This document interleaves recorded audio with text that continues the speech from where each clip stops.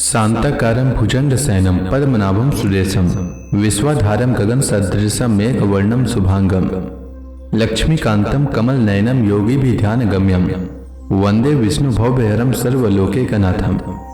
मंगलम भगवान विष्णु मंगलम गरुड़ध्वज मंगलम पुंडरीकाक्ष मंगलाय तनोहरि। ओम नमो भगवते वासुदेवाय। आज का दिन आप सभी के लिए मंगलमय हो।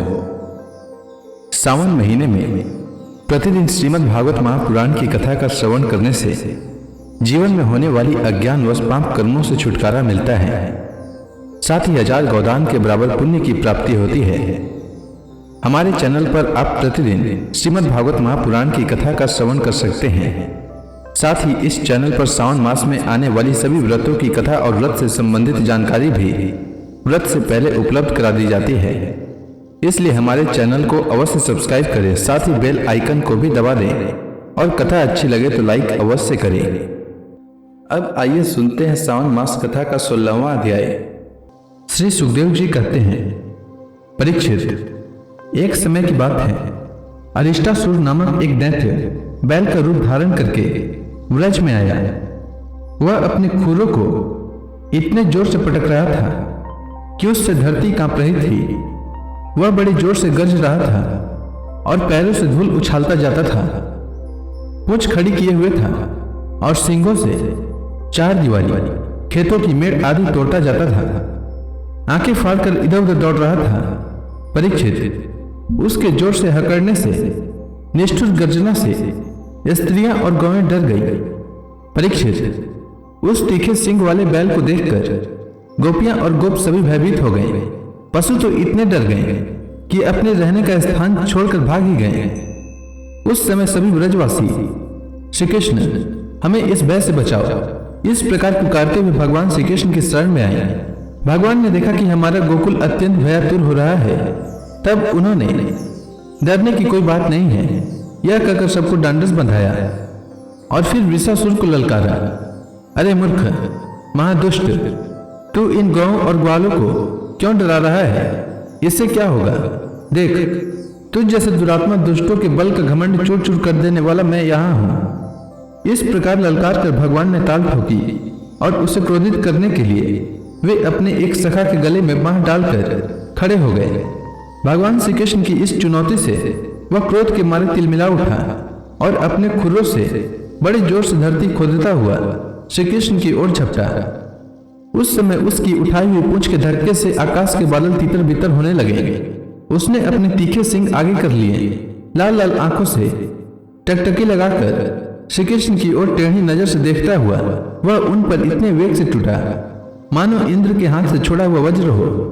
भगवान श्री कृष्ण ने अपने दोनों हाथों से उसके दोनों सिंग पकड़ लिए और जैसे एक हाथी अपने से भिड़ने वाले दूसरे हाथी को पीछे हटा देता है, वैसे ही उन्होंने उसे 18 पग पीछे ढकेल कर गिरा दिया। भगवान के इस प्रकार ठेल देने पर वह फिर तुरंत ही उठ खड़ा हुआ और क्रोध से अचेत होकर लंबी लंबी सांस छोड़ता हुआ फिर उन पर झपटा। उस समय उसका सारा शरीर पसीने से लथपथ हो रहा था। भगवान ने जब देखा कि वह अब मुझ पर प्रहार करना ही चाहता है, तब उन्होंने उसके सिंग पकड़ लिए और उसे लात मारकर जमीन पर गिरा दिया और फिर पैरों से दबाकर इस प्रकार उसका कुचुंबर निकाला जैसे कोई गीला कपड़ा निचोड़ रहा हो। इसके बाद उसी का सिंग उखाड़कर उसको खूब पीटा, जिससे वह पड़ा ही रह गया। परीक्षित, इस प्रकार वह दैत्य मुंह से खून उगलता पैर पटकने लगा। उसकी आंखें उलट गई और उसने बड़े कष्ट के साथ प्राण छोड़े। अब देवता लोग भगवान पर फूल बरसा बरसा कर उनकी स्तुति करने लगे। जब भगवान श्री कृष्ण ने इस प्रकार बैल के रूप में आने वाले अरिष्टासुर को मार डाला, तब सभी गोप उनकी प्रशंसा करने लगे।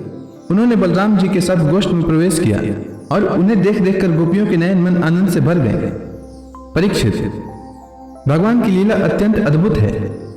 इधर जब उन्होंने अरिष्टासुर को मार डाला, तब भगवान में नारद, जो लोगों को शीघ्र से शीघ्र भगवान का दर्शन कराते रहते हैं, कंस के पास पहुंचे।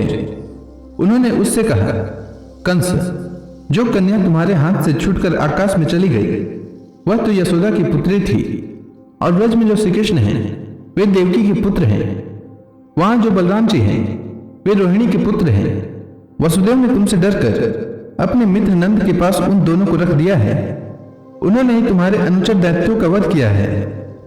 यह बात सुनते ही कंस की एक एक इंद्रिय क्रोध के मारे कांप उठी। उसने वसुदेव जी को मार डालने के लिए तुरंत तीखी तलवार उठा ली, परंतु नारद जी ने रोक दिया।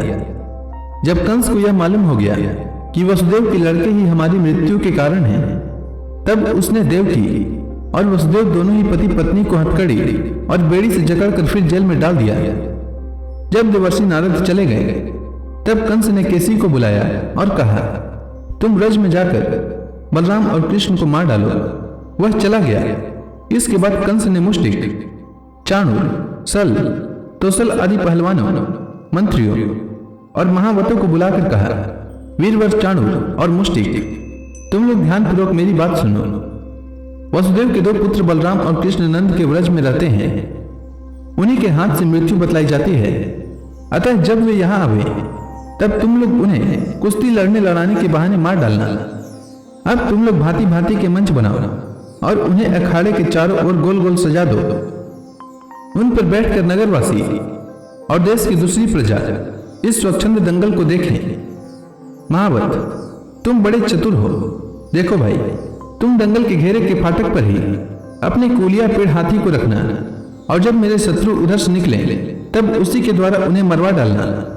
इसी चतुर्दशी को विधि पूर्वक धनुष यज्ञ प्रारंभ कर दो, और उसकी सफलता के लिए वरदानी भूतनाथ भैरव को बहुत से पवित्र पशुओं की बलि चढ़ाओ। परीक्षित, कंस तो केवल स्वार्थ साधन का सिद्धांत जानता था, इसलिए उसके मंत्री, पहलवान और महावत को इस प्रकार आज्ञा देकर श्रेष्ठ यदुवंशी अक्रूर को बुलवाया और उनका हाथ अपने हाथ में लेकर बोला, अक्रूर जी, आप तो बड़े उदार दानी हैं, सब तरह से मेरे आदरणीय हैं। आज आप मेरा एक मित्रोचित काम कर दीजिए, क्योंकि भोजवंशी और विष्णुवंशी यादवों में आपसे बढ़कर मेरी भलाई करने वाला दूसरा कोई नहीं है। यह काम बहुत बड़ा है, इसलिए मेरे मित्र, मैंने आपका आश्रय लिया है। ठीक वैसे ही जैसे इंद्र समर्थ होने पर भी विष्णु का आश्रय लेकर अपना स्वार्थ साधता रहता है। आप नंद राय के व्रज में जाइए, वहां वसुदेव जी के दो पुत्र हैं, उन्हें इसी रथ पर चढ़ाकर यहां ले आइए। बस अब इस काम में देर नहीं होनी चाहिए। सुनते हैं विष्णु के भरोसे जीने वाले देवताओं ने उन दोनों को मेरी मृत्यु का कारण निश्चित किया है, इसलिए आप उन दोनों को तो ले ही आइए, साथ ही नंद आदि गोपों को भी बड़ी बड़ी भेंटों के साथ ले आइए। यहाँ आने पर मैं उन्हें अपने काल के समान कूलिया पेड़ हाथी से मरवा डालूंगा। यदि वे कदाचित उस हाथी से बच गए, तो मैं अपने वज्र के समान मजबूत और फुर्तीले पहलवान मुष्टिक, चाणूर आदि से उन्हें मरवा डालूंगा। उनके मारे जाने पर वसुदेव आदि वृष्णि, भोज और दशहार वंशी उनके भाई बंधु शोकाकुल हो जाएंगे। फिर उन्हें मैं अपने हाथों मार डालूंगा। मेरा पिता उग्रसेन यूं तो बूढ़ा हो गया है, परंतु अभी उसको राज्य का लोभ बना हुआ है। यह सब कर चुकने के बाद मैं उसको, उसके भाई देवक को और दूसरे भी जो जो मुझसे द्वेष करने वाले हैं, उन सबको तलवार के घाट उतार दूंगा। मेरे मित्र अक्रूर जी, फिर तो मैं होऊंगा और आप होंगे, तथा होगा इस पृथ्वी का अकंटक राज्य। जरासंध हमारे बड़े बूढ़े ससुर हैं, और वानर राज द्विवेद मेरे प्यारे सखा हैं। सम्रासुर, नरकासुर और बाणासुर ये तो मुझसे मित्रता करते ही हैं, मेरा मुंह देखते रहते हैं। इन सब की सहायता से मैं देवताओं के पक्षपाती नरपतियों को मारकर पृथ्वी का अकंटक राज्य भोगूंगा। यह सब अपनी गुप्त बातें मैंने आपको बतला दी। अब आप जल्दी से जल्दी बलराम और कृष्ण को यहाँ ले आइए। अभी तो वे बच्चे ही हैं, उनको मार डालने में क्या लगता है। उनसे केवल इतनी ही बात कहिएगा कि वे लोग धनुष यज्ञ के दर्शन और यदुवंशियों की राजधानी मथुरा की शोभा देखने के लिए यहाँ आ जाएं। अक्रूर जी ने कहा, महाराज, आप अपनी मृत्यु, अपना अरिष्ट दूर करना चाहते हैं, इसलिए आपका ऐसा सोचना ठीक ही है।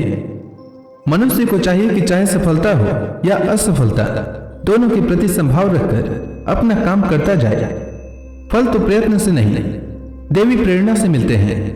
मनुष्य बड़े बड़े मनोरथों के पुल बांधता रहता है, परंतु वह यह नहीं जानता कि देव ने, प्रारब्ध ने इसे पहले से ही नष्ट कर रखा है।